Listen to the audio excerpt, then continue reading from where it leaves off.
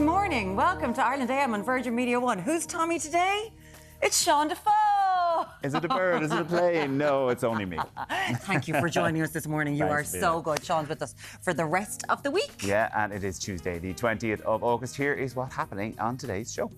An Irish citizen was among the passengers rescued from a yacht which sank off the coast of Sicily yesterday. We'll have the latest on that at 7:15. Also, the 2024 Democratic Convention in America, it began last night. We saw lots of people we weren't expected to see. President Joe Biden of the US. We can see him there. He had a few tears.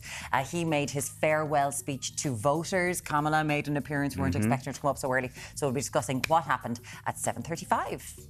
And later in the show, we're going to speak with the Adele mega fan who has become a beloved viral sensation after the superstar invited her on stage. I can't promise we'll have those kind of moves later on in the show. I don't think anyone can have those kind of moves. But I don't think she's going to want to hang around with us as much as she wants to hang around with Adele. Paula could you blame her? Like literally never let me go, just holding on to her. Well done, Paula. We'll chat to her in just a little while. He's returned from his Kylie Sojourn. Kylie Sojourn at Electric Picnic. Kylie was brilliant. Brilliant. Great night. Ray was brilliant. Tom Grennan was great. Look There's at people you. I'd never seen before. You saw loads of I things. saw loads of people. Fabulous. Went even over to see Bambi Tug for a while. Well there done. you go. There you go. Now, coming up later on this morning, we're going to learn how comedians are swapping quick wit for artificial intelligence in our new Tech News Roundup at 7:45. We're using up the latest of the summer strawberries to create a mousse recipe in the kitchen. That's, of course, with the ever-fabulous Catherine Layden. And we meet the competitor representing Ireland. Now, wait for this. The Jigsaw Olympics. Yes. Did we know we had them? Do we need them? Yes. Give us more Olympic 100%. content. I don't care. We've got 8 days until the Paralympics start. I'll take it. 12 straight hours of Jigsaws. jigsaws, I'll watch it. Just Olympic jigsaws. jigsaws. Yeah, I bet you get into it. Speed jigsawing. All right. Deric, have you ever done Olympic jigsawing? Down, you can bring No, it. Bring, but I love the you idea can bring a of box it. down there while you're down there all morning. Absolutely. Anyway, ahead of our trips to Limerick and Tip this week, in fact, we're off to the Foynes Flying Boat Museum down in the Midwest tomorrow. We've landed here in North County Dublin now, following that blue harvest moon we had last night.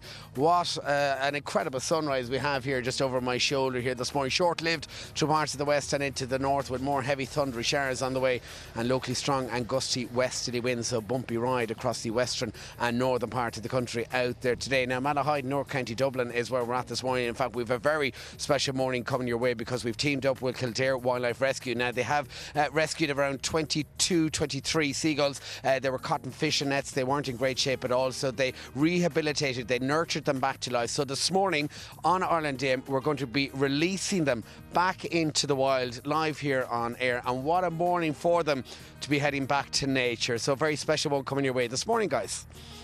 Deric, it looks absolutely beautiful. Picture perfect there today. Gorgeous. Thank you, Deric. We'll talk to you again in just a little while. Now, coming up next, unions. They're calling for a rollout of a new public service to assist the childcare sector, which is very interesting. We'll be reviewing that and everything else making the news in this morning's papers. See you back here in a few.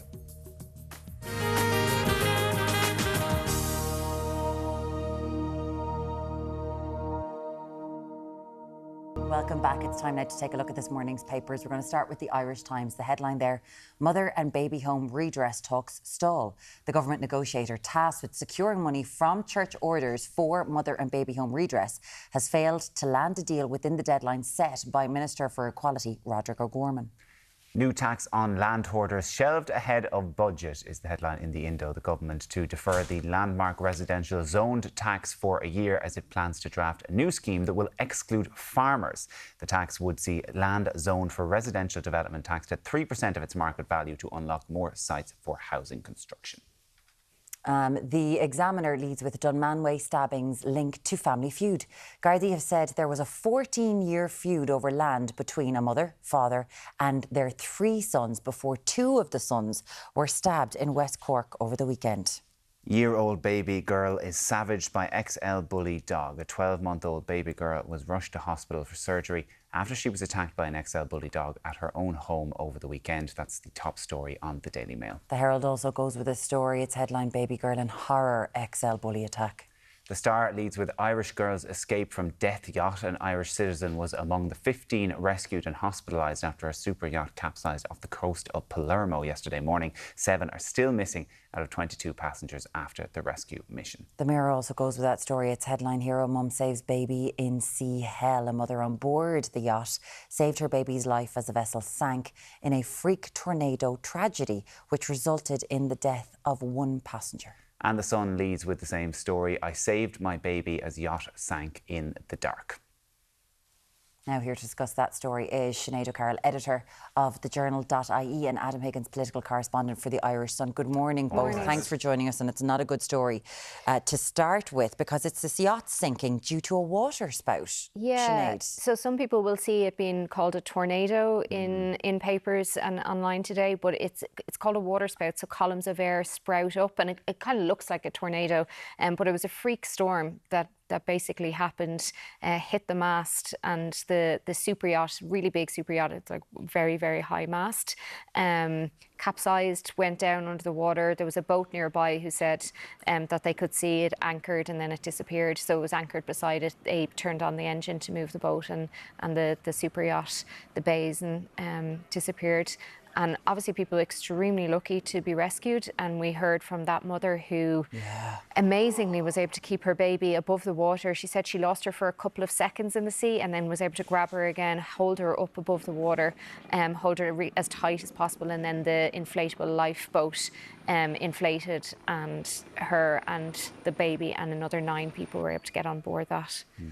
And we know with these kind of things, Adam, that time is of the essence when you're mounting a rescue mission. So what do we know about what's happened since and the people who are still missing? Yeah, so there's 22 on board and there's 6 still missing. 1 person has sadly been confirmed dead. He was the cook that was on the ship, Ricardo Thomas. Mike Lynch, who is the businessman that owns the boat, he kind of organised this trip for his friends and family. Him and his teenage daughter are still missing, as are 4 other people. So there has been an operation that's gone overnight to try and find them. Divers have been in the water. They've found obviously the wreckage of the ship and everything else, but they're still searching for those people there. But obviously the longer these things go on, the worse it gets.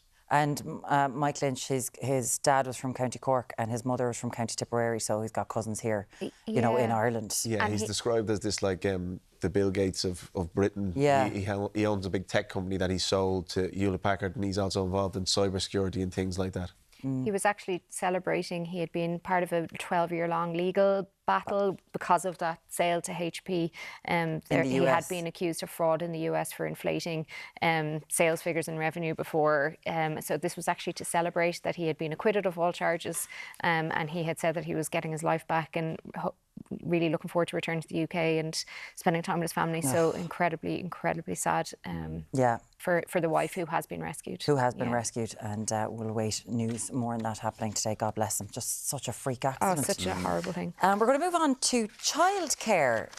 We're nationalising childcare. Is that what we're doing? Well, this is what SIPTU's Early Years Union Budget 2025 have set out, basically saying this is what has to happen for childcare to work in the way that this country needs it to work, because we are in a country now where if there are 2-parent or 1-parent households, incomes are required and therefore childcare is required, and not just from school age, from 6 months old when maternity leave stops being paid. Because we have to go back to school in order to be able to afford the bills and the mortgage. Yes. So what do they want to do? SIPTU are saying the best way of doing this is to get a public company to roll out nationalised services, public owned and managed early education and school age childcare. So basically set up, it's another option they're saying, so it should just be another option alongside the suite of options. So this isn't getting rid of private childcare or anything like that, or having just a public system. This is having something else that runs alongside it. Yeah, and especially in areas where there is very little provision or not enough provision, which is actually most areas now. Everywhere. You talk to parents, it's like it's a Hunger Games out there to try and get childcare. Yeah, 100%. Like I have a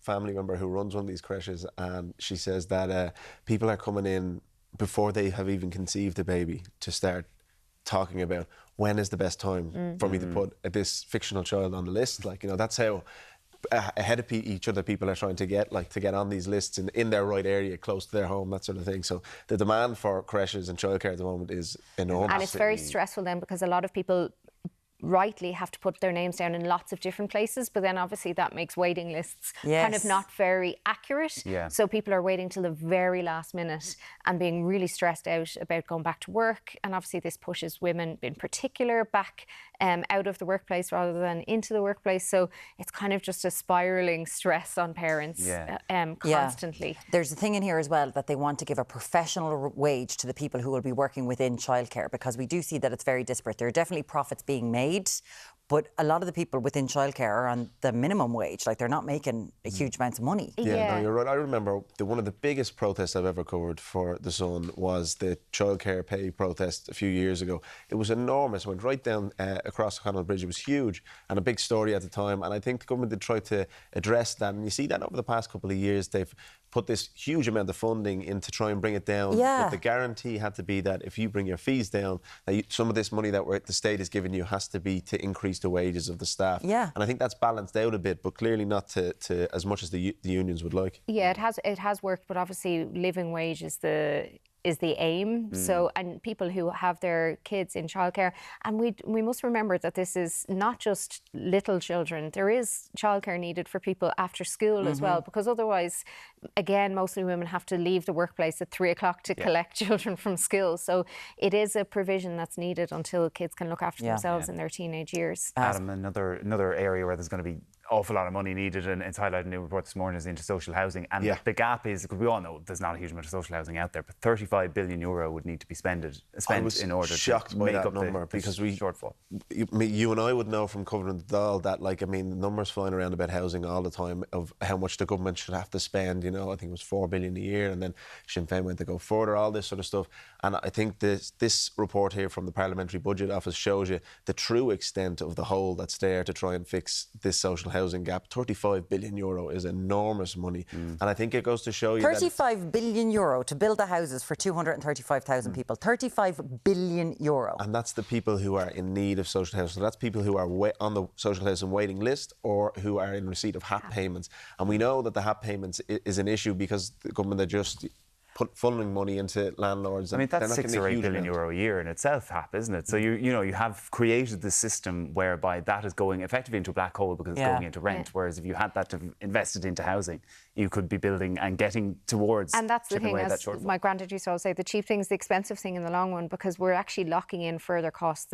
Every year that goes by that we're not spending these billions means that another generation is locked into HAP or social housing needs that aren't being met, and it's just increasing the cost each year of the short-term payments. So actually it's becoming more and more expensive each year rather than the initial outlay that might be in the billions, but it's actually a less eye-watering figure than if you added up everything that we'll end up doing, because we won't spend this. And the amount of reports we have that HAP is increasing too, house prices increasing and inflation within the country. And this isn't a Dublin thing. It is an urban thing. It's a lot more prominent and acute in urban areas. It's nationally. But it's nationally, and the biggest percentage of need is actually in Galway. It's kind of surprising, isn't it? You just think everything is Dublin, but no, it's not just a Dublin thing. The numbers are high in Dublin, but it's higher in Galway. €35 billion number shows you is that no one government can solve this. This is going to have to be done over several governments. And I think there's an argument there for something like the Sláinte Care all-party committee that we had for healthcare to try and address that. Now, that hasn't really been fixed. No. Sinead's face there was like... We've like 2 years left on that, and it's not been fixed. Well, listen, we'd love to hear from you, whether it comes to childcare, what your situation is, or social housing. 0896 111 111. And that is also the number you will need if you've got an opinion on dogs going into restaurants. Which you will have an opinion on. What's going on here? So this kind of started, I think, probably a yearly debate about whether dogs belong in restaurants. So a post on X on Twitter, a man was annoyed that he had to sit down beside 3 dogs who were yapping, and basically he was saying they were not in control, and he was also questioning whether this is hygienic. Like, is it hygienic to have dogs in restaurants? I think there are loads of reasons that people have dogs and have to bring their dogs to restaurants. I think there's lots of people want to bring their dogs to restaurants. I also see why there'd be lots of people who maybe are going to a restaurant and don't want a dog there. Yeah. Is there a difference between a restaurant and a cafe? Yeah, 100%. Or a dog Do you know what I mean? Like, you're not bistro bringing or their dog bar. into chapter 1 or something like this. Maybe one of those little purse dogs, though, that celebrities do. Maybe they go into like... Would, like in a cafe, or kind of if people have... Like, you've got a dog. Do you bring the dog into a cafe? I would bring him into a cafe. I would not bring him into a restaurant, because it would be... He's a lovely dog, but he would react. It would be... He'd be taking everyone's starters, the hors d'oeuvres. I think if everyone just has a bit of common sense. So if the dog is playing up, you take the dog out. You know, like the barking your own inside. dog too. You know, is it a calm dog? Is he a yappy yoke? You know, or it's different. Places that you know are really dog friendly. Like if you're going into one of those places, you can't be giving out that there's dogs in there, or that there's barking, or there's... I suppose there's a big push for making more dog-friendly places. 089 611 111. Dogs in places that you eat or not. We would love to hear from you. As always, Sinead O'Carroll from thejournal.ie and Adam Higgins, it's lovely to have you in.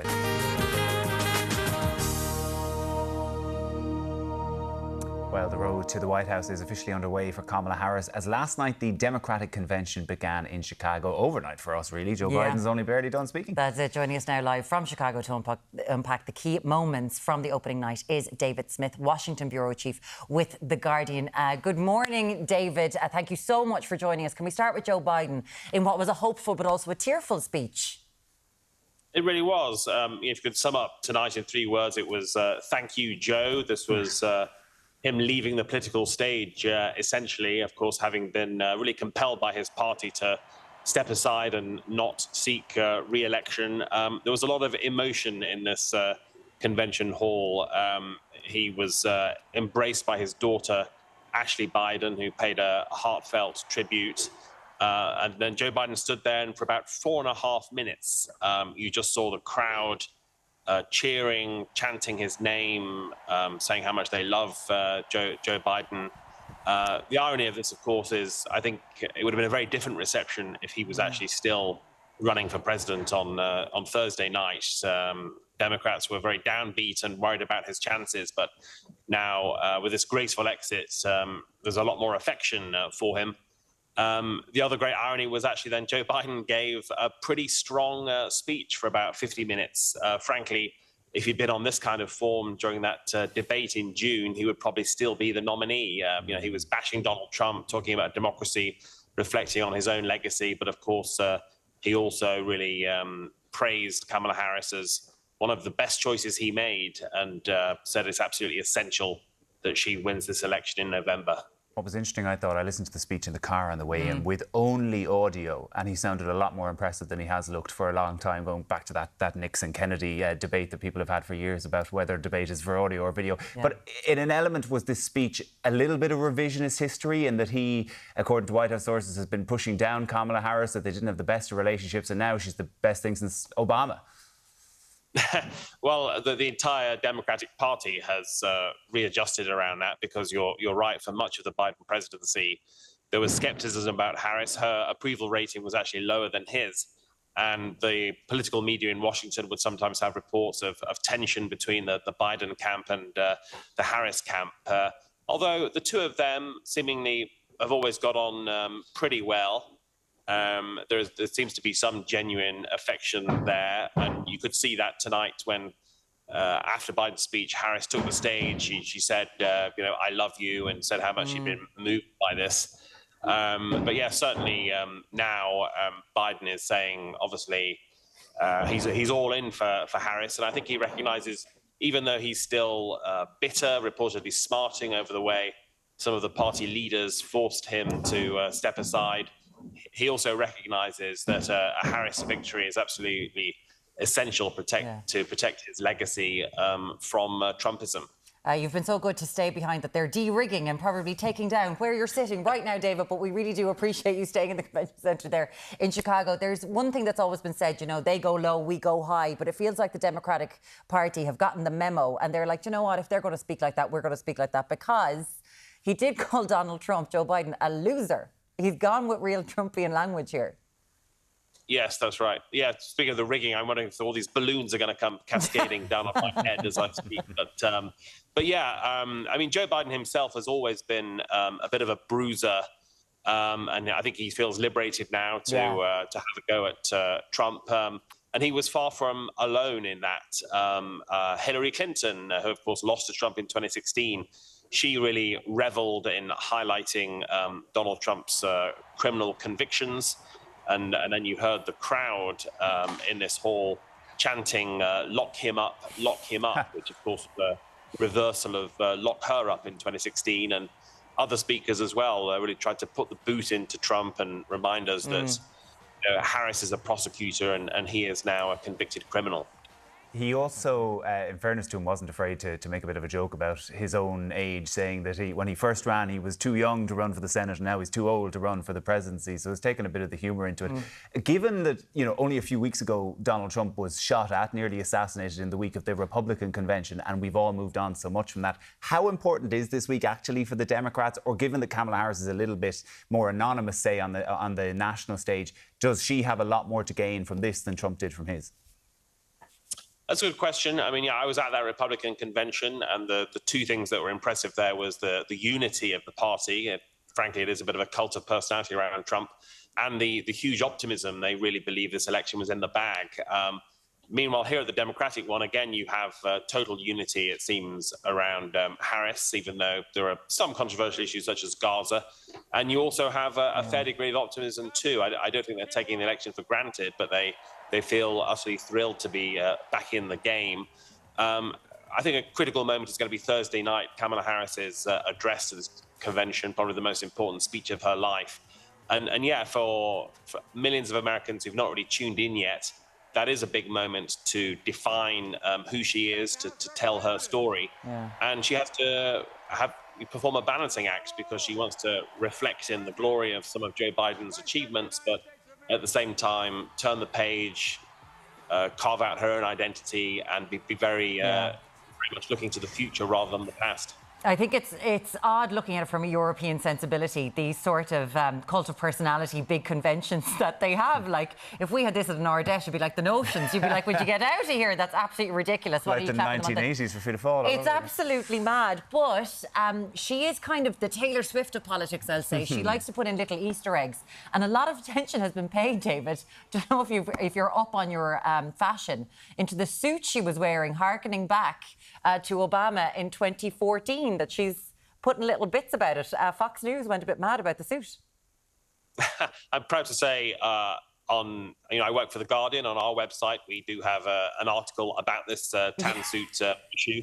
And a decade ago, that was a sort of very bizarre controversy when Barack Obama appeared wearing a tan suit. And people actually look back on that now and say, gosh, remember the days when the tan suit was a controversy rather than a president who tried to overthrow his own government, who told 30,000 lies during the presidency, all the other craziness of the Trump era. But was that a deliberate ploy by Harris?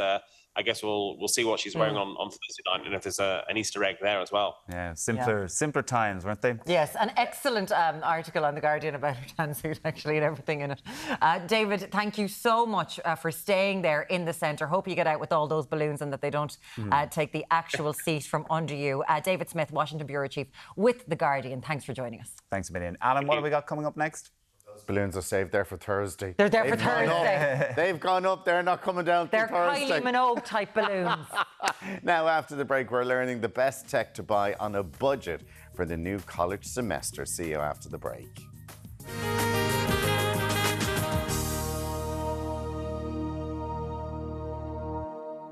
Now, students around the country are preparing to go back to their schools and universities, and many will be looking for the latest tech to help them through term time. Doing it this week. Some schools are back this week. Are they? At the end of the week? Yeah. Here with their guide to back-to-school tech, as well as all the latest tech news, is Elaine Burke. Good morning to you, Elaine. Morning. So, we're going back to college, heading back to school. We want a good laptop. What's your recommendation? Yeah, so I think a lot of people end up getting tempted by the Chromebook laptops because they are on the cheaper end of the price pool. You can get a good Chromebook for about 200 quid even. But something to bear in mind with Chromebooks is that you're working off an operating system that does rely on being connected to the internet to do most things. So, you know, if that's not going to be how you're going to use it day to day, that's not going to be as useful for you. And also, they're often kind of like very basic level specs for Chromebooks. So if you're a bit more than a casual user, if you're going to be doing more on it than looking up a few things on Google or drafting an essay, you should probably get something that's a bit more intensive. If you're doing a course like what I did in college, where you're going to be creating content, which I'm sure a lot of people end up doing, you probably want something that has a bit more content creation power and a bit more multitasking power as well. You probably have to be doing decks, you'll have to be doing presentations, like all that sort of stuff. Yeah, what and you like you recommending can there? do all that stuff with Chromebooks, but they will be like not as powerful in doing it. So you can level up, and then there's things that are in the price range into like 300, 400 euro, and then you go up again, they're 500, 600 euro. Where you often find the difference between those two price points is the chipset that you're using. So anything with an Intel chipset tends to cost more than anything with an AMD chipset. So you'll see those names in the difference. They're just better. The Intel is better, Yeah, the Intel ones do perform better, like genuinely, all the testing kind of shows that. But the AMD Ryzen chipset would be sort of equivalent to the Intel Core i5, i3, i7 chipset, and you can nearly compare them. So yeah, Ryzen 7 and a Core i9, you would probably want to match them about that, like go down a level on Ryzen to match with a higher level of Intel, because the performance is slightly better with Intel's. And that's why you'll see all these words and it looks like gobbledygook, but once you decipher how to read them and can compare them, you can often find a computer, like at the Acer Inspire 5 is a computer like this, where you can get a model that has a Core processor or Core i processor, but you can also get a model that has the Ryzen processor, and it will be cheaper. Okay. It won't have the same level of performance, but you can kind of find deals that way, and you can compare specs. This is kind of the Acer with, it's going to have good RAM storage. Like, do we have to look at all processing power? Looking at RAM as well. So a lot of people look at storage. Yeah, look at like the storage is important. You're going to need a lot of storage, yeah. aren't you? Well, storage isn't the most important thing. You should also look at RAM. You really want What's RAM? That's your random access memory. So that's kind of like how quick your operations can run on that computer. So it's kind of like it's live memory. It's not storing that stuff, but it's accessing it constantly. So you actually wouldn't want maybe like 8 gigabytes of RAM if you're doing anything more, like I said earlier, like content creation and multitasking. You want 16 gigabytes and up if that's the kind of intensive use that you do. Right. Okay. Now, there you go. Oh, I'm all the wiser. Now, Chromecast will be discontinued.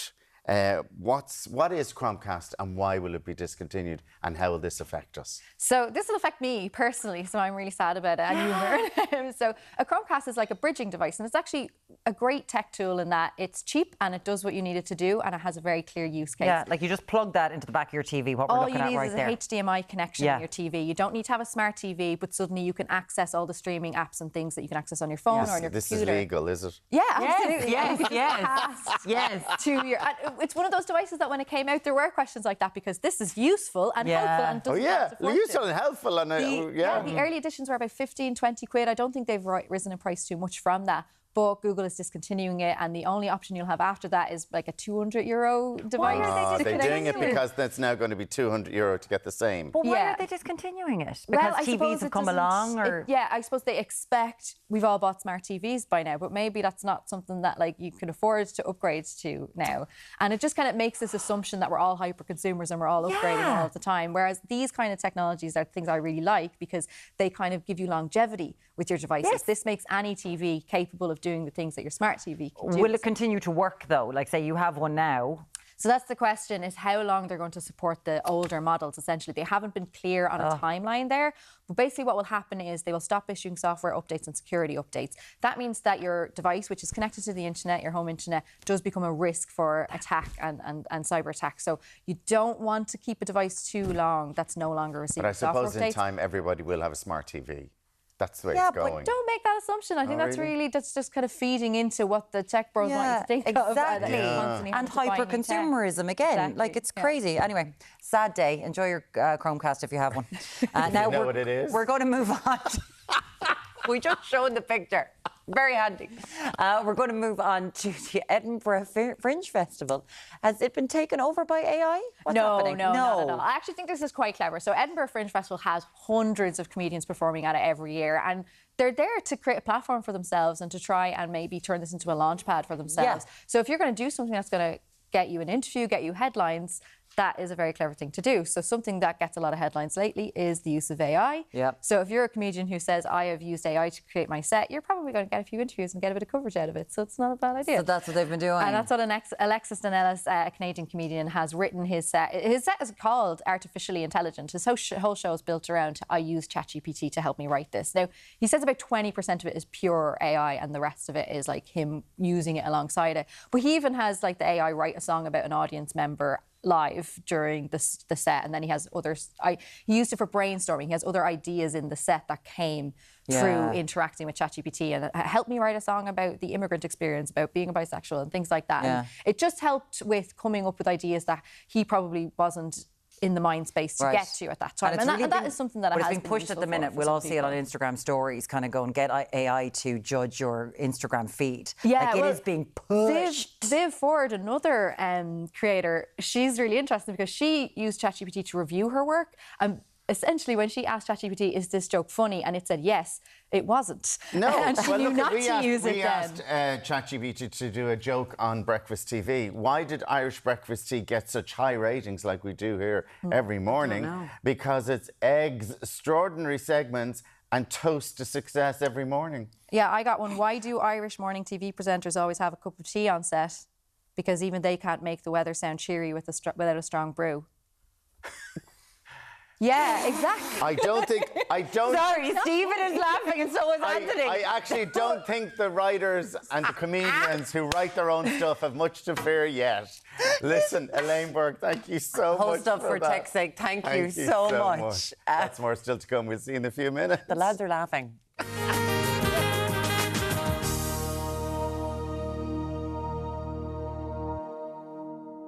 Time now to take a look at this morning's papers. We're going to start with the Irish Times. The headline there, Mother and Baby Home Redress Talks Stall. The government negotiator tasked with securing money from church orders for mother and baby homes redress has failed to land a deal within the deadline set by Minister for Equality, Roderick O'Gorman.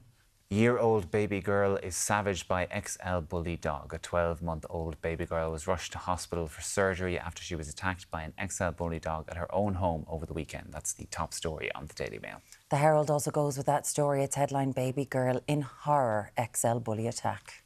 New tax on land hoarders shelved ahead of budget. The government is to defer the landmark residential zoned tax for a year as it plans to draft a new scheme that will exclude farmers. The tax would see land zoned for residential development taxed at 3% of its market value to unlock more sites for housing construction. That's the front page of the Irish Independent. The Examiner leads with Dunmanway stabbings linked to family feud.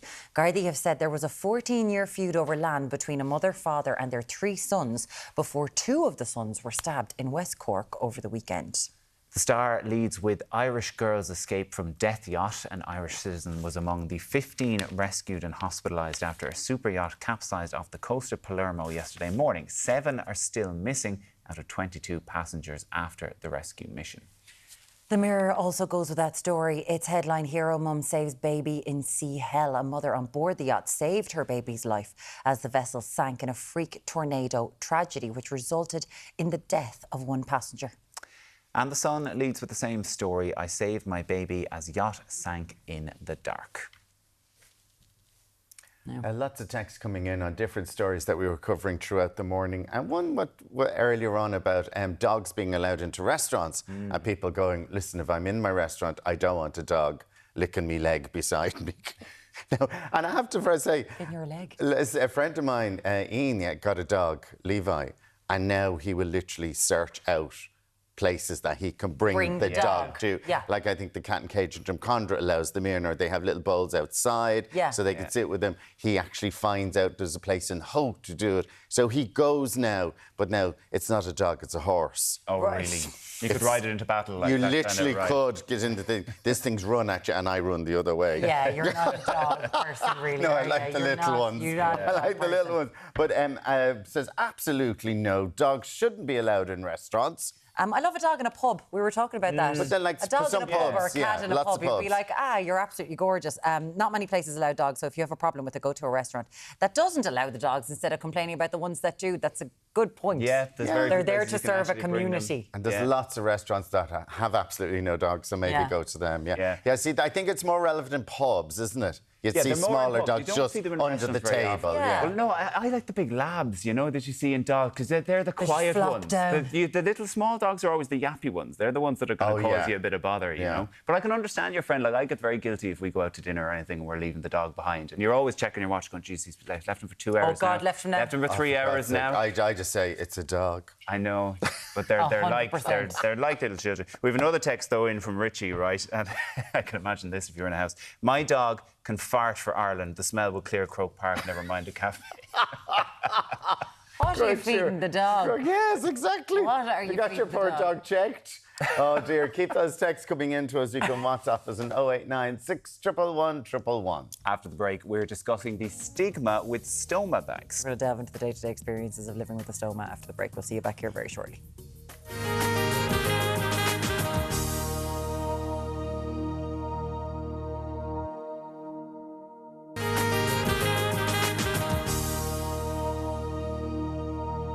Now, there are 70,000 people in Ireland living with a stoma bag, and more recently, celebrities like reality star Louise Thompson have opened up about their own experiences of it. Here to share what's going on in her life and getting a stoma bag is radio presenter Michaela Hayes. Hello, Michaela. Lovely to have you. Thanks so much. For so many people, and I know we hear the term stoma bag now, but what exactly is it and how did you end up with one? It is like a little pouch that sits here. So part of your intestine is taken out. Yeah. And it sits outside you. And then it's a little pouch and it's kind of like... It detaches to you. I have one with me that's spare if you want to see it. I would love to see your spare stoma.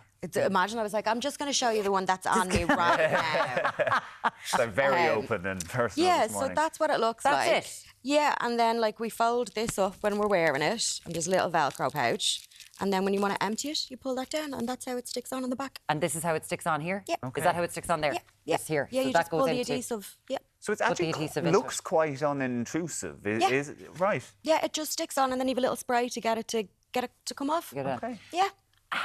Why did you end up with the stoma bag? So I have Crohn's disease, and it took me a very long time to get diagnosed with Crohn's disease. Yeah, It seems like a nightmare. it is a nightmare. And trying to get diagnosed with it, you have to be in a flare. Some people are very lucky; they got caught like quite early. I was not one of them. I like to be difficult in all things of life, evidently. So yeah, it took over 10 years of tests and operations and scans and everything. And life was just so difficult without one. So then when I got diagnosed, we tried loads of medications. They didn't help. So then I was like, okay, I know stoma is an option. Let's just do it. And what is it like? How does it help you? Oh, like I'm not in pain all the time. I'm not sick anymore. Like the amount of times I went into work and had to come out by ambulance and like end up in hospital for 2 or 3 weeks. Wow. I haven't had that since I got the stoma. Touch wood. I'm sure there's wood here somewhere. Right here. there is. It's behind there. It's with natural fibres everywhere. So, like, that must have been 10 years of you going, what is wrong? Because it does seem when it comes to Crohn's, it's disguised, that it is just incredibly hard and it's incredibly debilitating. Yes, and because it's inside, everyone goes, but you look okay. Yes. And you're like, cool, I'm so glad I have makeup on and I look great, but I feel like I'm dying inside. Right. So, yeah, it's a long journey now for Crohn's, and it is quite difficult, but stoma is the best thing I ever did in my life. And because it seems so long for people, because it is internally, I suppose you start thinking that eventually people will go to Crohn's quicker? Yeah, I thought I was crazy, and I was like, maybe this is how all bodies are. Did you? Yes. I thought I was so crazy. I was like, I'm making this up. People must feel this pain all the time. Yeah. Turns out they didn't, which was glad. My GP was phenomenal. So he kept pushing me forward for tests and tests and tests. He diagnosed me with Crohn's 2 years before the hospital and had me on medication for it, which actually ended up really helping when I did get diagnosed. So, What was the barrier there? 'Cause I'm sort of fascinated by this in that quite often the hospitals, they just don't believe the GP. They think they're kind of a cut below or something. I don't know. There's a really weird balance between GPs and I suppose a GP is not specialised in any particular area. Like they're overall, whereas, you know, the people in the hospital, they're specialised in that area. So they're like, well, we know more. So... we'd love to hear from you today. 70,000 people are living with a stoma bag. 0896 111 111. So how does it affect your day-to-day life when you got your first stoma bag and you were like, okay, so this is something that is on the outside. It is integral to you living your everyday life as normally, quote unquote, as possible. So what's it like for you? So now it's fine. The first year, awful. Like the first year was really difficult. It was during COVID. I didn't have, this bag kind of has a push out on it. So it's a different shaped one. I was wearing ones that were flat, so I kept having leaks. I hated the look of the stoma when you're taking it off and cleaning it. I used to be like, ugh, what is this? Hated it. Now I'm fine, thankfully. It's been 4 years. Yeah. I would want to be. But yeah, kind of once I got over all of that mentally, it's great. Like if I go out for food, we know we kind of have to hang around for an hour afterwards because that would feel empty. Then go about your day, go on your night out, do whatever. Like it's fine. You kind of know when you're eating when it's going to fill up. And my friends are great. They're like, no, we'll just stick back and stay here and have a cup of tea or do whatever until... You've incorporated into your life, like how Yeah. you do. We'll go a little bit earlier so that we can be there. So that's what you've done. Yeah. And what about things, exercising, other parts of life? Exercising is quite difficult because obviously you've got like a hole on your stomach, so your organs can be like, woo, we want to escape here. So you have to be really careful not to get hernias. That's how they explained it to me in the hospital. I was like... The technical term I there. relate they're to trying We it. want run to away. escape here. Yeah. Wow. Yeah, those Wow. words were said to me, and I Yeah. was like, I really get this. I like that. Okay. So you have to wear like hernia support belts. Well, you should wear a hernia support belt, and then you have to have a lot of the moves adapted if you're going to a trainer and stuff, because you don't want to do anything that's going to cause a hernia. Yeah. So it can be hard to find people who are specialised in that. But a lot of people who would do workout classes for people who've just had babies, it's quite similar. So the C-sections and stuff, it'll be very Gotcha. similar to that. So it's fine. But then what about your everyday life? Wearing clothes, like doing all that kind of stuff? I'm normally a baggy clothes gal. Okay. That's just me. Louise Thompson, who you mentioned. Louise Thompson from Made in Chelsea. So yes. she got a stoma bag recently, and she had, if anyone was following her on Instagram, the poor thing was all over the place because, again, she hadn't been diagnosed. Yeah, and she nearly died in childbirth. She had Yeah. a horrible time. But she's like such a glamazon, so she's coming out with these gorgeous gowns on and dresses, whereas for me, everything kind of has to flow from here down, just in case she fills up, because you don't know when it's going, by the way. So, like, I just kind of sit here and tap there every now and again. I'm like, oh, okay. Okay. Like, I've no control over it. I've no idea when it's going. So I'm just like, so seeing her going out and rocking tight dresses and being glam, I'm like, that's what I want to be someday. Yeah. I'm not there yet, but I want to be there. But it does Okay. look like some of the retailers are catching up now, and particularly Yes. M&S. Yeah, now M&S I have found they've always been very good. They introduced a line of bras for people who had mastectomies and Yes. stuff, so they're very good at looking at markets where people might need things. So they've released this line now. I'm very excited to get them, and I didn't think I'd be that excited about knickers. What's going on? It's underwear that Marks and Spencer brought out specifically for stoma bags. Yeah, so if you have a stoma bag, you kind of want your underwear to sit up higher. So you need your underwear to kind of be up over your belly button. But do you want it over the stoma bag? Yeah, because if it sits like on it, it can affect the stoma itself because it's a little bit sticking out. Or if it sits anywhere under it, when the bag is filling, it can't go down because there's something stopping it. So it all sits in the front, and then you can have a leak. It's a disaster. So yeah, we're gonna have like cutesy underwear now, whereas before it was all Bridget Jones knickers. Well, just thinking of the Bridget Jones knickers as a They're wearer comfy. myself. Yeah. But they are very tight and constrictive, some of them. Like, say you're wearing Spanx or something. Oh, the Spanx are difficult. I do wear Spanx every now and again. Yeah. But you have to be so careful with them because that can also cause a leak. So It you must have have to because Yeah. it's restrictive. Yeah, And yeah. you need space for it to expand. to expand. Yeah. It's a lot to think of. It is, but you know what? You get used to it very quickly. And in the hospital, they do kind of prepare you for it because before I had my surgery for a few weeks, they had drawn the little blue mark on me of where it was going to be. So then when I was going shopping, I was like, oh, I can buy jeans and trousers that clever. sit higher than this blue mark. So I was able to kind of measure it before I ended up with it. So I had clothes to wear then, although I was in pyjamas for like 4 months. But I had clothes to wear, so it was great. It sounds like it's something that takes quite a lot of adaptation to get used Yeah. to. So, like, what kind of advice would you give to someone who maybe is is at the start of their journey, is going to have to get one? I think you have to be mentally ready. Like, there's so many people who have woken up from surgeries with one, and I can't imagine that because it'd be so hard. Like, part of your inside is now on your outside. Like, it's scary. Yeah. But if you're mentally ready for it, you do adapt very quickly. And the complications that come with having a stoma, if you're someone who's been through so much pain and you end up in a situation where you have to get one, life is so much better. The first year, it's tough to navigate, but if you've got good family, you've got good friends, you can get through it, and then you won't know yourself. It's amazing just to see, like, it's just so matter of fact, but also that you're like, yeah, it's been great. You know, it's like we were talking about going to festivals there and stuff like that, and you're like, yeah, you can just live your life. Yeah, I can just live my life. It's great. Like, it's so good. I don't have to plan where toilets are when I'm going for a walk. I don't have to, like, be sick for 4 out of my 5-day holiday. Like, it's great. It's really, really good. Absolutely amazing. And now we'll see you inside buying the lovely knickers. Yeah. Oh, I can't wait. There's going to be more than stoma bag users buying those. They look quite nice, don't they? Thank you so much. Michaela Hayes from Spin, thank you so much for joining us this morning. We really appreciate it. Thank you very much. Lots more still to come on Ireland AM. We'll see you back here in a few minutes.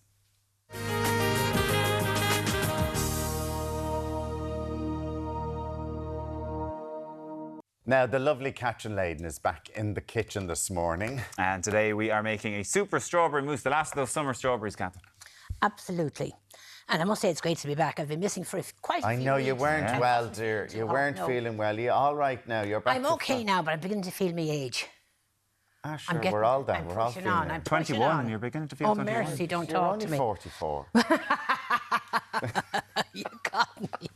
Anyway, I had a great break in West Cork, and it's amazing how popular you all are in West Cork. Oh, they all love us. Oh, love you to bits. Anyway, That's good to know. now to make a strawberry mousse, the traditional way of making it, you would use some gelatine, and we're not great on gelatine in this country. So I have a very, very simple recipe, and what thickens the mousse are mini marshmallows.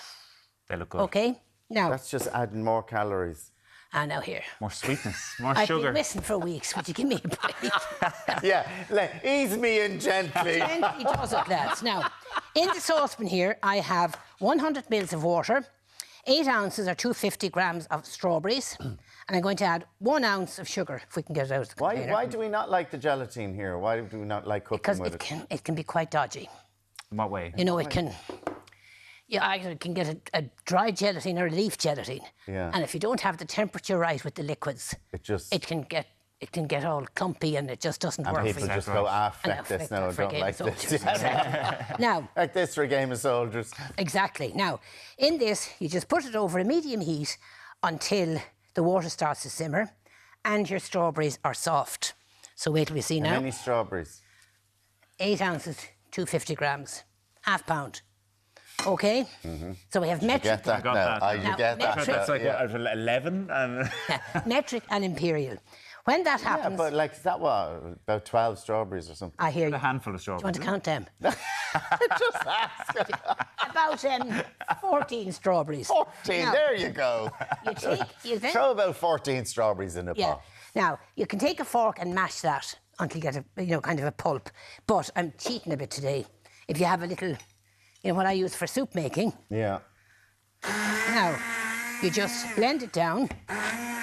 And while it's over the heat, when we have it all blended, we're going to add the marshmallows. Can you see that now, the way it's all Yeah. gone into a pulp? Yeah. So you get it together much quicker by using the... But if you didn't have that, you could A just fork. get a fork. mash it. into it, Yeah. Or, in fact, you could stick a food mixer into it as well. Oh, yeah, so that should be handy. Big potato masher, whack them down. Correct. Could you get a potato Mash masher? it down, yeah. Great. You could, yeah. Sean will keep you. No. Very impressed. You're Right, very, now, I very won't say good. nothing else because I'm going to let myself down after this. We need 140 grams of mini marshmallows. Or a packet. Well, now, the packets... Hold on a minute. The packets vary in size. You can get a 100-gram packet or a 250-gram packet. Oh, so you need 140, do you? You need 140. So and you can eat... You can eat the rest of the one on stove. 250 Exactly. packet, yeah. Or you can decorate your... Hot chocolate on the side. Oh, exactly. Lovely. Now, you stir that until the marshmallow is melted, right? Will that take a while? No, it takes about 5 minutes. Oh, okay. But we haven't got 5 minutes. No, I'm just wondering, like... So I know that. I know That's what I that. made earlier. I have this one here. Yeah. Now, and normally I would add that to the cream, but it's still a little on the hot side. So I'm going to pour it into the bowl here to cool it. Now, normally I wouldn't do this at home because the less washing up you have, the better. Yeah. So I just scoop all of the strawberries and marshmallow, and that's what the mixture looks like, into a bowl. And then we're going to, no waste, the spatula is a wonderful instrument. Okay? Now, Now, we're the just cream. going to add that to the cream and mix it through. Much cream is in that now? 120 mils. Old units. I'm actually A tin of using, cream. I'm actually using double cream today, okay? Now, just gently fold it through. Well, mix it really. And when all the cream is dissolved in the mixture, you transfer it to either little wine glasses, as we have there, or into a bowl. And I'm going make to it like just- a big mousse. A big the, mousse. The individual ones are nice if you're having people I around. think they're very nice handy, and yeah. fancy. And And it's you nice can and make them fancy. the night before and put them in the fridge. And it's ready already. Yeah, but all ready for go. But do keep it covered with cling film, Alan, before you do that. Yeah. And then just a little bit of strawberry on top of it. Yeah. Would you put a little bit of chocolate or anything on top You of it? could now, but You're the one that gives out to me about calories. No, I'm just wondering, like, so you can decorate it whatever way you want. Whatever way you want. Will we grab one here? Yeah, Do grab one there. There we go. Lovely. Now, just make sure you have the cream. Is there something in the bottom of them? Because they look like... No. In actual fact, if you don't fold the cream in properly, you weren't supposed to pick those two. You're supposed to. These are the two you didn't do right, really. Of course we got those two. Oh Of my course you God. got I can bank on you. I can bank on them. Yep. But you know what? I like that little effect. Well, you see, It's like a trifly kind of nearly a... like- yes, if you don't mix the cream well, the strawberry mixture would go to the bottom, so you'd have some light stuff on top. Yeah, but and I then like that. So So just you can don't- have that both ways. You then. can have it both ways. Yeah. Yeah. So if a new I can invention. count on you to pick up the one I got wrong. Now, here we go. We just pour this now into our serving bowl and you leave it to Oh sit. my God, it's so light. Oh, it's Gorgeous. so good. That's really good. So there we have our foolproof strawberry mousse. Into the fridge, and as I say, you can do it the night before, leave it in the fridge, or leave it until it is set. Captain's delicious. It's lovely. Absolutely gorgeous. It really is. Thank you Thanks so so much. much. And lovely to see you back in full I'm thrilled health. to be back. Thank you. Yes, thank you. Now, Welcome back with a bang, what? Up next, Deric is on a mission to rescue a flock of seagulls. yeah, see you back here very shortly.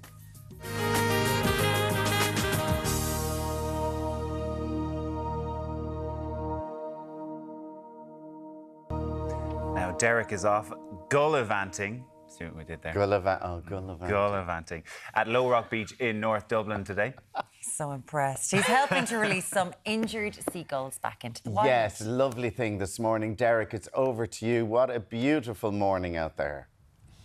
Absolutely beautiful morning, guys, and a real feel-good story down here at Low Rock, broadcasting live here from Malahide in North County Dublin, right across the morning. A very special morning. Pierce Stokes from Kildare Wildlife Rescues with us. Pierce, we have lots of boxes here behind us. Tell us, what are we doing here this morning? What you're looking at there is about 30 herring gull chicks. They came into care in Kildare Wildlife Rescue over the last few months. Some would have been orphaned, some would have been injured, some would have been kidnapped. Taken into care accidentally by well-meaning members of the public, falling from the nest and spraining a wing or an ankle and just needing that little bit of help. Some came in as eggs that came out of a nest, hatched in Kildare Wildlife Rescue, but none of these birds here today will have seen the sea before. So today we're going to release them. They're going to see the sea for the first time. Hopefully they're going to take flight, and certainly in my experience, this is usually pretty magical, so I'm excited. Absolutely magical. We have some rescue footage live on air there. How did you go about rescuing some of them, Pierce? You name it. We've got over 140 gulls in care at the moment. We've been doing this for many years, so we've caught them in all kinds of circumstances, in basements, up on roofs, tangled up in barbed wire, hit by cars, you name it.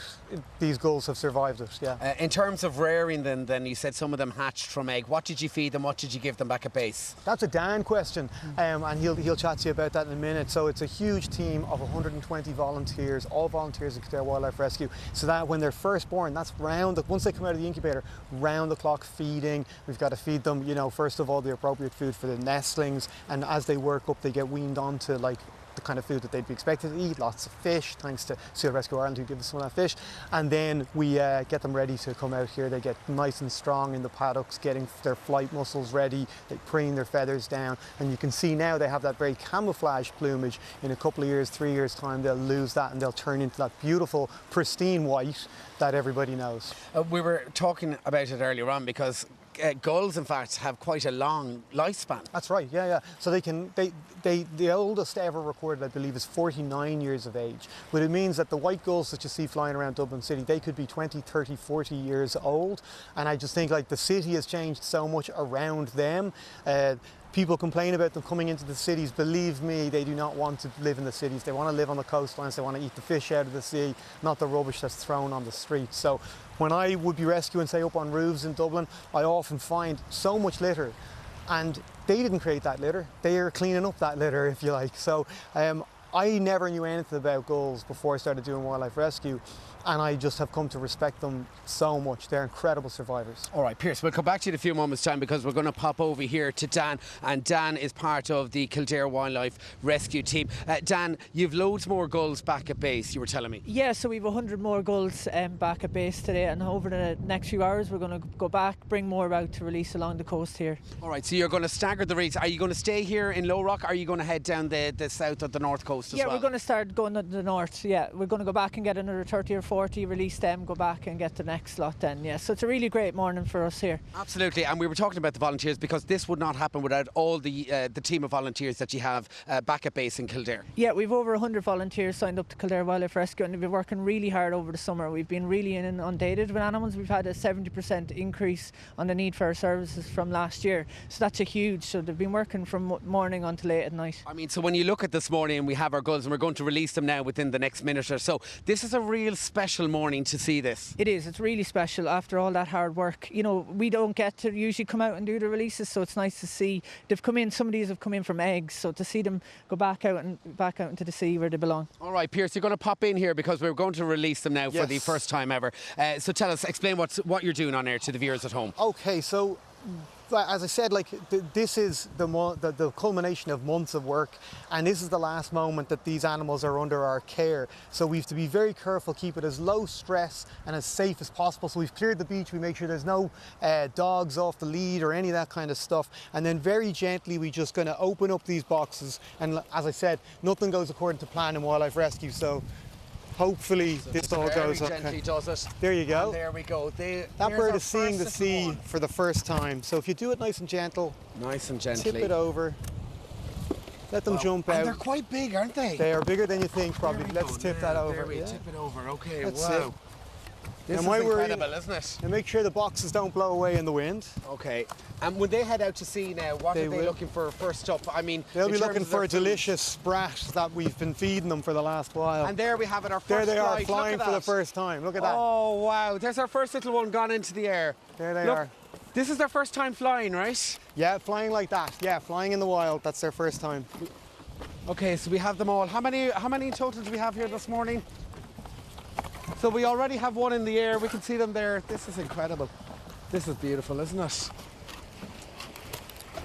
And I mean, this is all new to them now, Pierce. They've never seen the sea like this before. Whoa, look at that one straight out. There we go. We have them they all all out. have personalities. They all behave and there differently. We have, look, our first little fellow. So they're just spreading their wings for the very first time. I emptied that one, yeah. Right. Yeah. And we've one last one here now. Do you want to do another one there? Yeah, we'll do one last one here on air. Here we go. Tilt that one over nice. There we go. Okay. Real gentle, and then get these out of the way. Okay, here we go. So it doesn't hurt its wings. Oh, and there it goes. Look at that. Oh, and he's straight out. Straight out of it. That one's called Deric, actually. Oh, there's believe it or Deric. not. Isn't that incredible?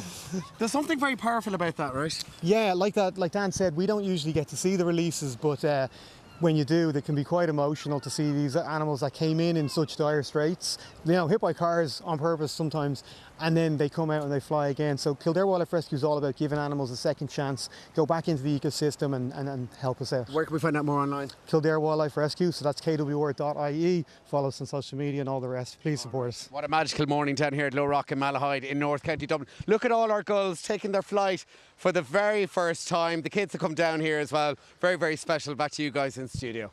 Oh, wow. That was so gorgeous. Do they know what to do? It's obviously inbred in them. Like they go, they know now.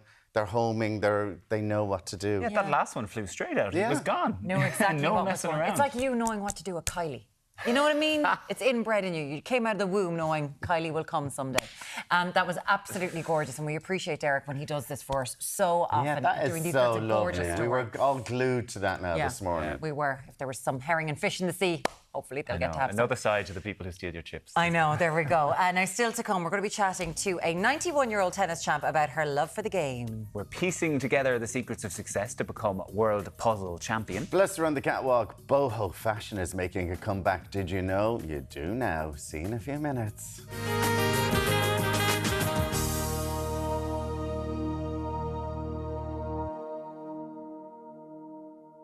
There's a million stories going on here. We're going to try to get through one because our next guest first picked up a tennis racket in 1946, has played in some of the world's most prestigious tennis tournaments and courts, and become a world tennis champion at the age of 85. Joining us now to tell us about her life in tennis is June-Ann Byrne. June-Ann, thanks so much for coming in this morning, and you brought lots of stuff with you. But maybe let's go back to the very beginning. All right. And how did you get into tennis at a time when getting into sport, especially for girls, was a lot harder? Especially for girls. Well, yes, there was nothing for girls. I come up from County Cork. All right. And when I was about 10, I was in boarding school, a mixed boarding school. And they only played hurley. I loved hurley, but they had no girls' teams, but they allowed me on the boys' team. Right. And I was very good because if I wasn't, I wouldn't stay on the team. Yeah. Had to be. So it was no difficulty later on playing with a tennis racket. Now, how did I was out walking with my dad. There was nothing. Every Saturday or Sunday in the afternoon, my dad would take me for a walk. I loved walking. I liked my dad. And we used to pass a tennis club called Brookfield. And they were always playing tennis. And they looked gorgeous. And I said to Dad, I'd love to play that. Now, in those days, you couldn't join a club till you were 13 anyhow. Yeah. So for my birthday, 13th birthday, he gave me a tennis racket. Now, he got it from England. It was Slatcher all white. If I had that today, it would be worth thousands. Wow. But I haven't. Because I know that you've got a tennis racket here that's over 100 years old. Yes, you started playing the year after the war, 1946. You're 91 years old. That's right. And we had Conor Nyland here recently. Oh, yeah, he's who played lovely. tennis in Wimbledon. You've played in Wimbledon how many times? 7 times. 7 times. Wow. 7 times. But they were very nice. For my 90th birthday, they sent me 2 tickets for the centre court. Wow. For the finals. Fabulous. Ladies. And you played your first time when you were 17 years old at the juniors. Yes. What was it like? Great fun. Great fun. Great fun. Great fun. I met people from other countries, which I'd never done before. I just thought it was great fun. This is what seems to be very apparent with you. Sport is so intrinsically a part of your life, but you enjoy it so much. I do. And you think everyone should be playing a sport? I do. As a sport, yes, you pick your sport. I wouldn't make you play that or make you play that. I'm sure there's something in your life you could pick. Now, I can watch a person, number one in the world, and I can do the strokes straight away after that person. So in Ireland, we had a very lovely lady who people don't realise, with her partner Mary Nichols, got to the final of the ladies' doubles at Wimbledon in the plate. Wow. Now that's something. Yeah. Yeah. And you're no stranger to victories over your career yourself. But tell us about the time that you crashed a men's tournament and not only went on to win it. Well, I won't say where. I won't say where. I was playing abroad and I knew I'd win the singles. I just knew I would. I just loved to win. And it didn't bother me if I didn't, but I always won. Yeah. Now, I don't get nervous because nobody made me play. I just think it's great fun. Yeah. And you meet people. But anyhow, one of the big men's doubles, it was the over 65s or 70s. Yeah. One of the men got sick. Right. And I said on the mic, in their language, I won't say where, they needed somebody. And I got into my little shorts, put a little hat on, and said, listen, could I not just fill up? We'd have great fun. And they, why not? There's so many different people in the world. I could have been anything. Yeah. You know. So anyhow, I met my partner. He was about 6'6" tall and about 6'6" wide. Okay. He looked at me as much as say, where did you come from? So I said, we came to a little agreement. Yeah. He'd stand in a certain position. Yeah. Now, if he hit the ball, he hit it, as long as he didn't have to move. And I could easily get across from there, behind him, if it was and back again. You see? So you had to do the running? Yeah, but it didn't matter, because they were all so busy watching me running. And he'd clout it, and you'd get out of the way. So we won that round. You won that round. 2 men tearing their hair out. End up in the final. That shouldn't happen, I was told. in some language. Okay, so what? So what? So we won it. Yeah.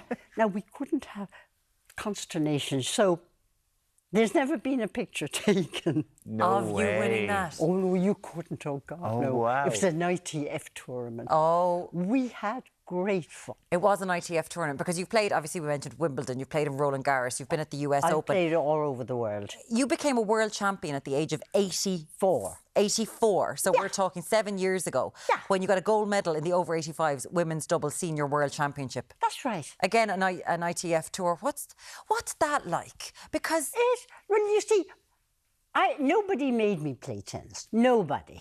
I just thought it was gorgeous. I also asked my mom and dad never to come and watch me. Really? Oh, yes. Why? Because they get so up-tense. Do you know what I mean? They do. They'd wind you up then, would they? Well, yes, and they wind. This is what, if you go to a children's tournament, you'll notice parents getting hyper, and the children get very nervous. Leave them alone. Yeah. They're playing. So I asked my dad to leave me alone. He played his golf and he didn't like me watching. Okay, so once they weren't watching, I had great fun. You were great fun. I enjoyed it. I've met lovely people. Including, we've got a skirt here of yours. And was that made by fun. Fred Perry? Now, this is fun.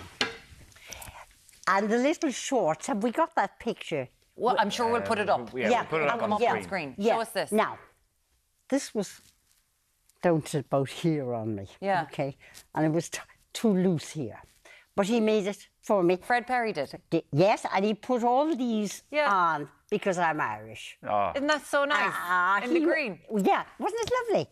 Now, it was very hot playing. Yeah, it's heavy. It's quite heavy, isn't it? Yes, Yeah. And it's itchy. Oh, God. You see, this is not supposed to scratch on the court, especially in Wimbledon, you know. But, so I decided I'd make my own. Now, I can draw anything, and I can make anything. So I went up to Arnott's.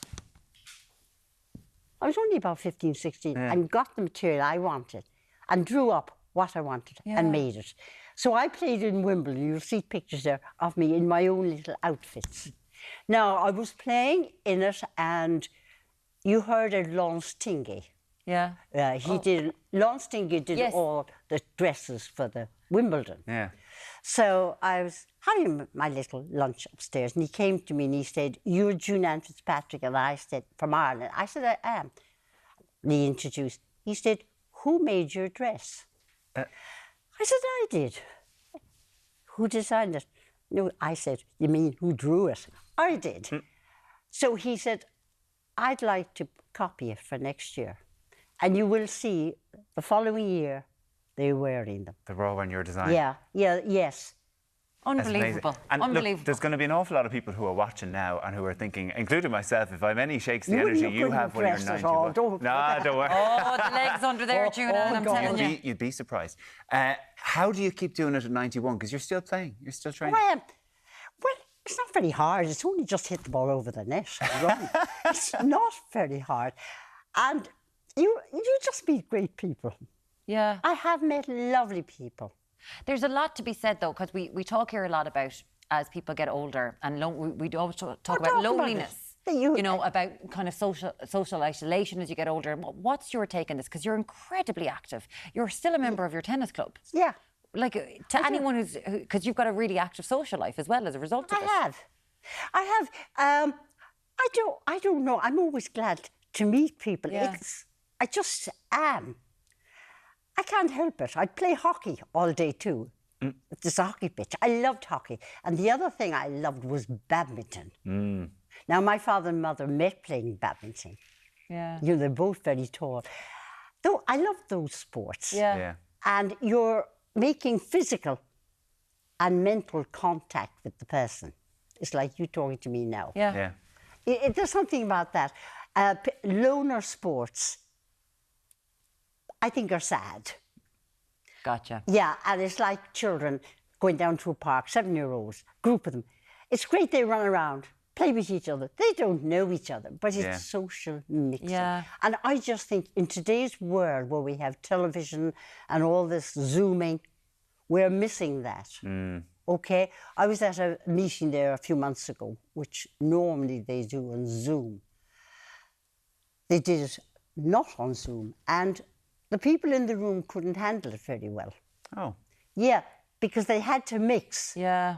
You know, and when you two were talking, I could be chatting to him there. You know, we're still moving with each other, but Zoom is taking us removed away. That is it. And I think we are animals, whether you like it or not. And we do like to. We need the physical interaction. And you're still going, you're strong. This is from 1888, this tennis racket here. June has such an amazing collection. June-Ann, it has been just lovely meeting you and chatting to you. And I don't know why we're not talking about you more. We've played 7 times in Wimbledon, my God.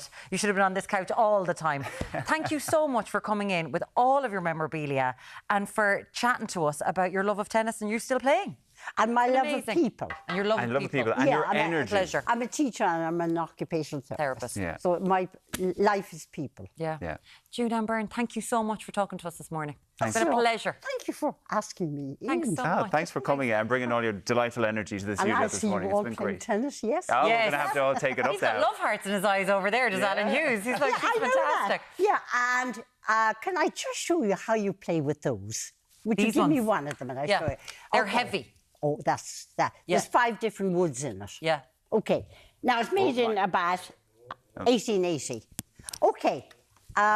You wouldn't be playing like we play this way. Yeah. Sorry. Stephen, move back. Oh, God, I don't blame him. You do it this way. Underhand. Underhand. Because they're so heavy. They're so heavy. That's it. They're solid wood.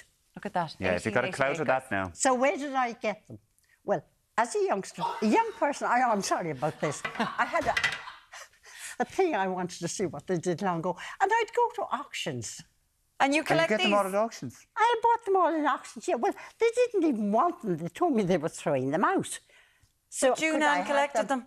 Yeah, I did. I have a whole more at home. I have another 20 at home. Well, do you know what? We're going to have to get her in to show the actual full collection at some stage. No, June-Ann I'm Byrne. going to teach you all how to do it, and we can have tennis tournament. We're going to be doing doubles over the breakfast bar now after we come back. Wave to the camera. We're done. Thanks a million to June-Ann Byrne for coming in. We'll be back with you very shortly on Ireland AM. Thank you so much.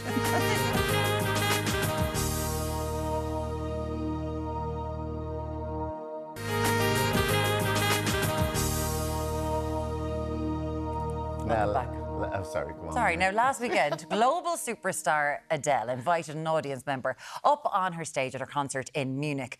And you know what happened to be Kildare's biggest Adele superfan, Paula Jones. She, should we say, seized the opportunity, and Adele with both hands. And now Paula joins us now, but first, here's a look at the video that has set the internet alight.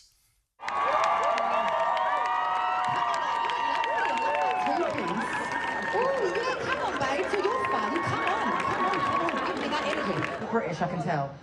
No, I'm Irish. Oh, you're Irish. Oh, sorry, Irish. I expect you to be Irish as well. Come here. What's your name? What's your name? Paula. Paula. And who are you here with tonight? I know this. Where have they gone? They've gone back down. Who are you here with? My husband, Frank. Your husband, Frank. What one's Frank? In the white top? Oh, I see him. He's getting me Prosecco. So he's out of the bar. Frank from Ireland. I've got your crazy wife, Paula, up here with me. How many Proseccos have you had, Paula? 1 or 2. 1 or 2, you fibber. You're a liar. I'm getting drunk after this show tonight, I'm just You literally were not let good morning to Hello, Paula. How are 1 or 2. 1 or 2 Prosecco. 1 or 2, that's all I had. Yeah, 1 or 2. So you're just normally like that. Yeah. Normally bubbly. Absolutely, full of energy. I love it. So you're obviously a big fan. And then so you're there at the concert in Munich with Frank. How did the fact that you were able to get onto the stage, she invited you up, why? She did. Well, I was very lucky that I had one of the Gold Circle tickets, so I was up at the very front. We queued up for a while to get into the arena, and there were spaces at the very front of the barrier, and I said to Frank, this is where we're going and we're not moving, because I couldn't get any closer to her. So I was elated with that fact, number one. And then the concert had started and she was in a few songs and she was walking walking up and down the stage and she was looking for somebody to give her a bit of energy. She was going to call somebody up on stage. And I had totally forgotten that she did this with fans. So it never came into my mind. So you just giving it the welly. I was giving it giving it the Paula. I was. Giving it the Paula. That's what we should start calling it. And she pointed at me and she said, yes, you in the two-piece sparkly suit. I want some of your energy. And that was it. I don't think she was expecting as much energy, Paula, I'm going to be honest. I don't think she was, but I I was just genuinely that excited to meet Adele. Like you literally were giving her hugs. You were trying to lift her up. She was going at one stage. She's going, Mother of God. Yeah. I know. It was just my natural instinct. I didn't stop to think, oh my goodness, this is Adele. You could be damaging her. Yeah, exactly. Yeah. I just think I've watched that video so many times this weekend because, we live in a pretty horrible world sometimes. I swear to God, it just makes me smile. Oh, how has the reaction... Because honestly, Paula, a bit of your energy in the world, and we'd all be happier people. Yeah. Oh, you're so How's the reaction been? Thank you. I'm honestly just overwhelmed with it. I mean, I had never in a million years, thought that something like this would happen to me. But the Irish people have just been phenomenal. They're just like sending so much love and support, and some of the comments are hilarious. Now we have to. You've 3 children now, because they'll be going, "Oh, ma, I know, making a show on me." What have the kids been like? They have been brilliant. Oh, absolutely great. Brilliant. Thankfully, Yeah. they approve and they were very happy for me. So, I wasn't cringeworthy according to them. You're not cringeworthy. Pass the test. We're okay. I passed the test. Yes. So with this, and of course, I'm assuming people have been touching you in Kildare in your hometown now, kind of going, can we touch a bit of Adele there? How's Frank? Because we all know Frank, he's the Prosecco Express now. Do you mind Joanne McNally? Like, we just need Frank delivering our Prosecco. Oh, he's brilliant. He was so good. He just looked after me so well. We just both got so caught up in the moment and the experience. And after the concert, we were. You must have been on cloud 9, were you? I was for and I still am. Like, I think it took about 5 or 6 hours for my blood pressure to come down. But we were speaking to so many people after the concert that. They wanted to take photographs of you, send them on. Yeah, in Munich. Yeah. Because they've been taking pictures of you on stage, they had. so they were trying to find you to come over to you. Yeah, they were. Because even some of Adele's people, makeup people and all, got in touch with you, say that was. Just so funny. Yeah, you were the vibe. You were the vibe. Her makeup artist texted you and said you were a vibe. Yeah, you were the vibe. Is she up close? I'd say it's just beautiful. Does she smell good? Stunning. Yeah. Absolutely stunningly beautiful. Yeah, no, she is. Really but she is. But she's such a beautiful person. Yeah. She's just full of energy. She's full of personality. She's really up for a laugh. Have her people sent the barring order yet? No more gigs for you. You got a goodie bag off her as well. The goodie bag, let's see it, because this is what the idea was. They get up and you get the goodie bag. Yes, which I didn't realise I was going to get. But she wear the glasses now. No, they're my glasses. Yeah, but you wore. She put them on. She put them on. She did. So Adele has worn your glasses. They're not going up on eBay, are they? No, they most certainly are they're not. Staying They're forever. being framed forever. Yes, absolutely. So this is the bag you get. It's like a big signed Adele program. Yeah. So what's next for you? Who are you stalking next? Apart from me and Mira now in Ireland, she won't be leaving. She will. She'll be like, I'm sorry, they don't look as good as Adele. This is just you'll be open a nightclub soon. Who's your bit now after Adele? Is that it? Well, nobody tops Adele. No one tops Adele. Nobody tops Worth going to the gig. Oh my goodness, Myrna, I waited years to see Adele. Years and years and years. And when we found out that she was playing in Europe, I mean, I did everything I could to get tickets. So it was worth the 5.5 hours on Ticketmaster. Yeah. Fair play. I got it and I went for it. That was a super weekend. As you said, you know what, Paula? You brought a smile to so many people's faces just watching it. I've been to gigs in Germany, in Munich actually, and they're very sedate and they won't know what to have made of you at all. They're all like watching a gig like this and you're like, come on guys, let's go. And they're like, yes, this is fun, isn't it? Well done you. Thank you. Thank you so much for joining us today. Welcome Welcome back. Now, the 70s inspired boho trend has returned to the catwalks this year and will no doubt be a feature in your wardrobe this autumn if you like the old trends. Yes, getting us ready for the return of the floppy hats and the chunky boots is stylist Justine King. Good morning to you. Good morning. Justine, Hi. let's get straight into it though, and we'll talk through it as we see the models. Perfect. So why is it coming back? It's coming Just back because all the Chloe are telling designers- us and Rabanne. all the and designers have said boho We is can't think back. of anything else. Can't think Let's of do anything boho. else. It's a little bit more elevated, and the reason they've done it more elevated, you're seeing there Isabel Marant on the catwalk, is because they believe the original boho wearers, they still need them to buy into the trend, which is probably us.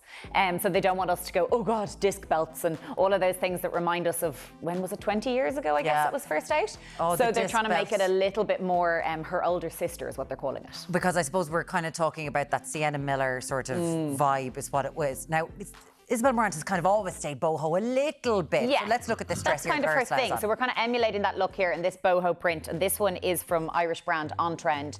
So this is a little bit how to wear it for summer still, because we are still hopefully going to get a bit of summer. So the beautiful paisley print going through it. We've got the tassel details, which are very boho, across that kind of belt under the bust there, and those tassel details are also emulated at the back. There's a little tie detail at the back too, and then it's got that tiered kind of ruffle skirt. So that's really a feature we saw, you know, a Chloe. It is those beautiful ruffles in prints, but also in kind of block colours too.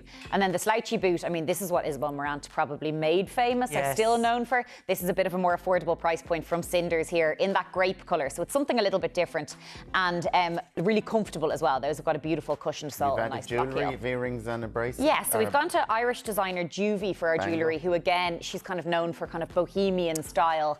And these earrings here are the dapple earrings. So they also come in a sterling silver. I've kind of gone for the gold vermeil in all of my looks today. And they've got that aqua stone, but they've various different stones. And then I've stacked up some bangles as well from Juvie. So this is the amble bangle. So they are 18 karat gold vermeil as well. And it's that kind of irregular shape. You could wear loads, you could wear them on their own. I suppose the whole thing about boho is it's always going to be comfortable. Yes, it's relaxed. Going to be like relaxed. And there's very few rules. I think the last time it was out in the early 2000s, maybe we went a bit hell for leather with that and the Olsen twins, and they put on everything in their wardrobe. This is a little bit more demure. I think we've got a look for our second inspired look that we can see here now. So this is the Chloe runway, and they were very much doing the kind of lace, the underwear as outerwear look. As you can see, I mean, that girl is nearly half naked. We've gone for something a little bit more polished on Kelly today. Kelly, you're not totally naked. But keeping that kind of lace look. And again, this look is from On Trend. So I'll start with the cardigan here. Is it a cardigan? Oh, it is a little cardigan. The gold lurex kind of throw on and go, right, kind of a cardi. You could wear that over your swimwear now on the beach. It has that fringing kind of tassels, which are synonymous with that kind of boho look as well.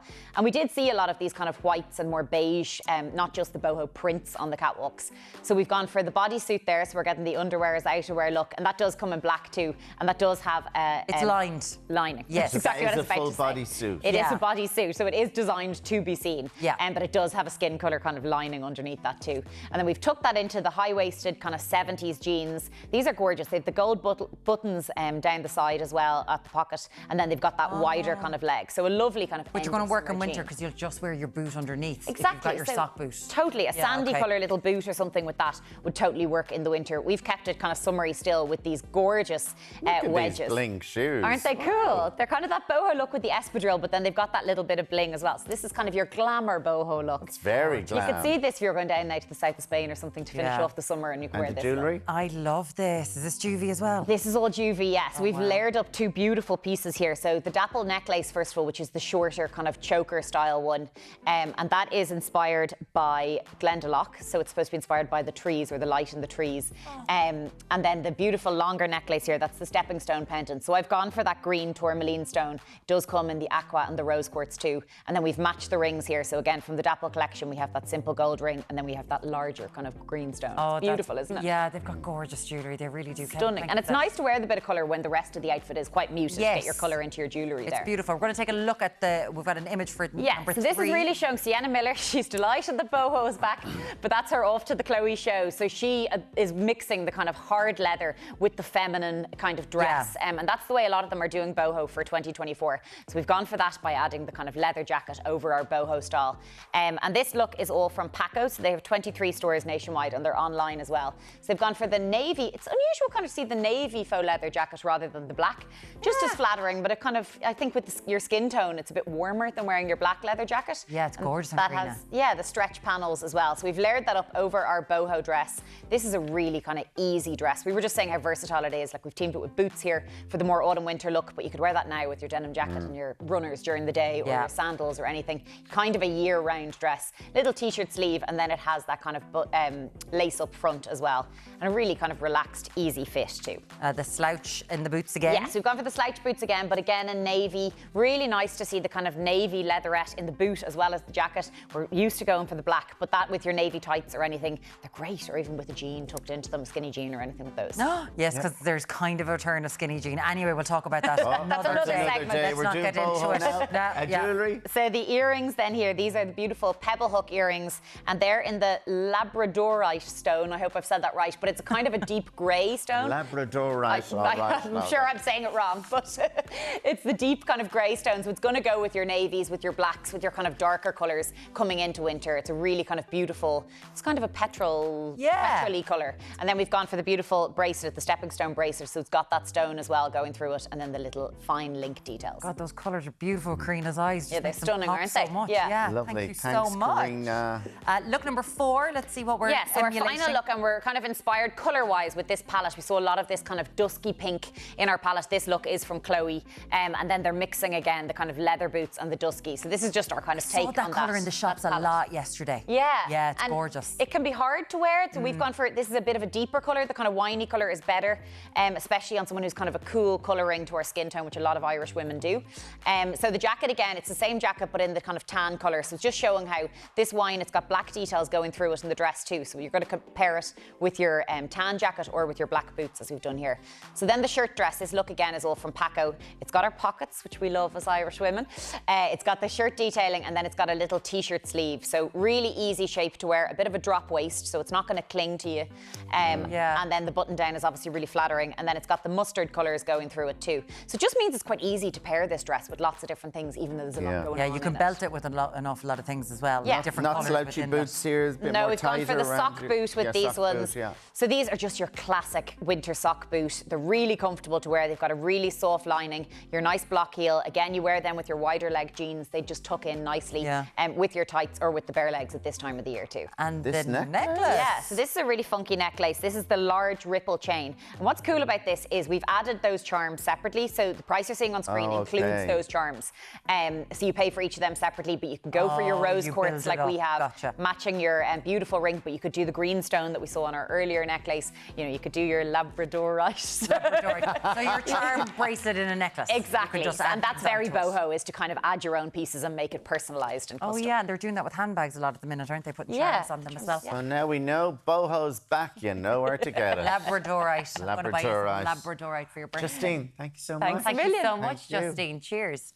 Now, after the break, we're learning what it takes to become a world champion jigsaw puzzler. Puddler? We'll talk to you in a minute on Ireland Day. Puzzler.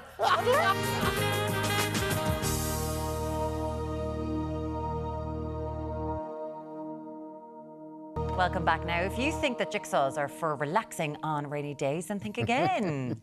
Yes, because our next guest is introducing us to the competitive world of puzzles ahead of representing Ireland. And wait for this, the World Jigsaw Puzzle Championships. It's our bridging between Olympics and the Paralympics. I'm telling you, we're joined now by jigsaw genius, Siobhan Quinn. Siobhan, hello, how are you? Good morning to you. Good morning. You've brought us in all of these things. We all know that when we were younger, jigsaw is good for dexterity, you know, good for the brain of children, but you really got into these ones. Pandemic. 2020, yeah. I went to the shop to buy a book, bought 3 puzzles, did the puzzles, like loved them, started looking around for more, and then got hooked. Been doing them. What were the puzzles? Can you remember in 2020? They were like the 1,000-piece puzzles. I think I went for 1,000, 1,500. Yeah. Maybe the one there with the dogs on it, and. Yeah, so like that. 1,000 pieces. That's 1,000 That's what you were pieces. doing at the start. You're like, I've got time on my hands. Yeah.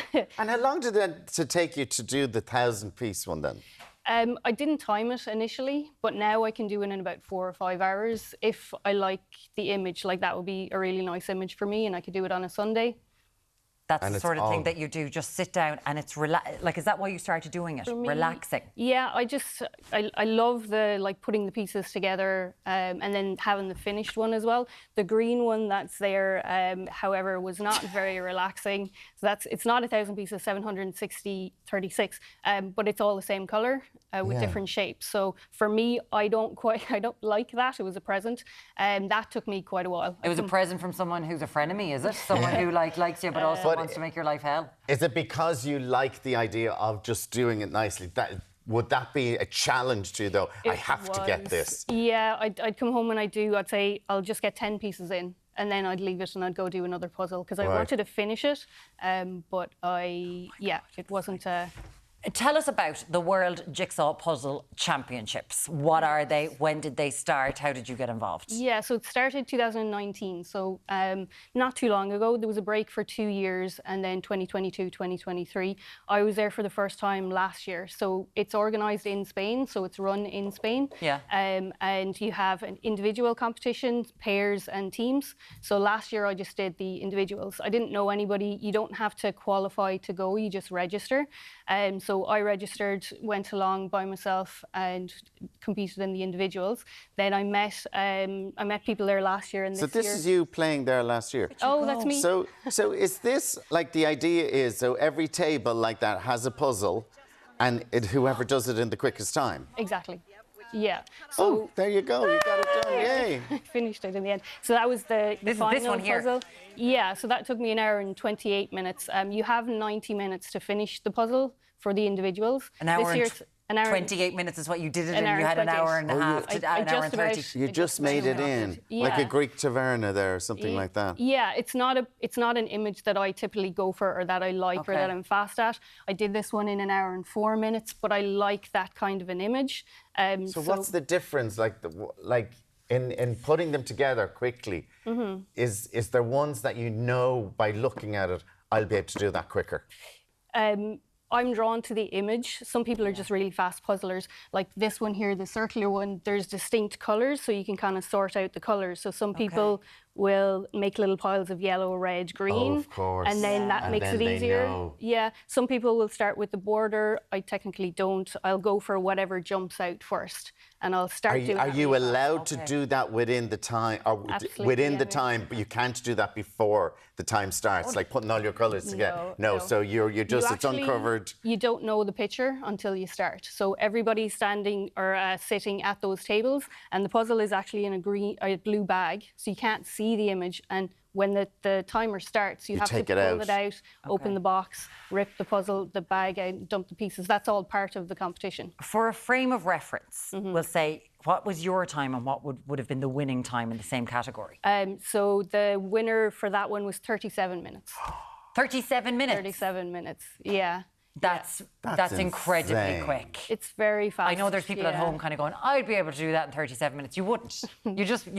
But like, then you can team up then, and that becomes then a sport. And like, is it 2-man, 4-man, 3-man? What is it? The pairs are 2 people, and then teams are 4, 3 or 4. Teams are 4, so you can have the doubles or the 4. Yeah, exactly. And so you're going back. Yes. So it was such good fun. I loved it. Yeah.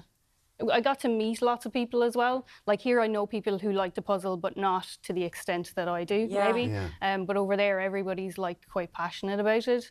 And I got asked then to be on a team this year, so and a pair. So I don't have somebody coming over with me, but I'm pairing up with Stijn from Belgium. And then the team that I'm on, it's like Don Louise is from New Zealand and Jeanette is from Slovenia. They have their own YouTube channels, so they actually asked. I met them last year, and they asked me to be on the team this year. A puzzle. I'm assuming, do you get like a beautiful puzzle if you win? The first prize is €1,000. Oh, so there is some money. I think the first three to finish or to win, the first top places get money, and then it's jigsaw puzzles. So you. And do you spend a lot of time searching out ones to challenge you? Yeah, I do a lot of charity shop. Hunting. Yes. What's it like when you finish a 1,000-piece puzzle and there's 5 pieces missing? One missing. I'm never too. If I get it at a charity shop, that's okay. That's okay. Yeah. Okay. I'm not too fussed about it. If I bought it new, I'd be a little bit annoyed. People should be sending you their jigsaws that they're from home. Like, that could be a thing that you could do. You get in contact with Siobhan and be like... A certain amount of space for keeping puzzles as well. A certain amount of space, I would imagine. Is your house overtaken with it? No. No, it's totally fine. Enjoy the championships in Spain. Thank you so much. September 17th. Let us know how you get on. A pleasure. Thank you so much. Thank you. Thank you. Sean, what's happening on tomorrow's show? Now, we've got plenty coming up. I definitely couldn't be a puzzler, but I'd love to be one of those puzzle commentators. That'd be great. On tomorrow's R&AM, sex educator Jenny Keane has the tricks to keeping the spark alive in long-term relationships. Plus, our resident dentist, Dr. Ambrish, is tackling dentistry anxiety. Anxiety, yes. And we're learning about the science behind our digestive system. Oh, great, more advice from me. He's going to be the hypochondriac through and through tomorrow. We'll be back on your screens from 7 a.m. tomorrow. Hope you have a lovely day. Have a great day. Bye-bye.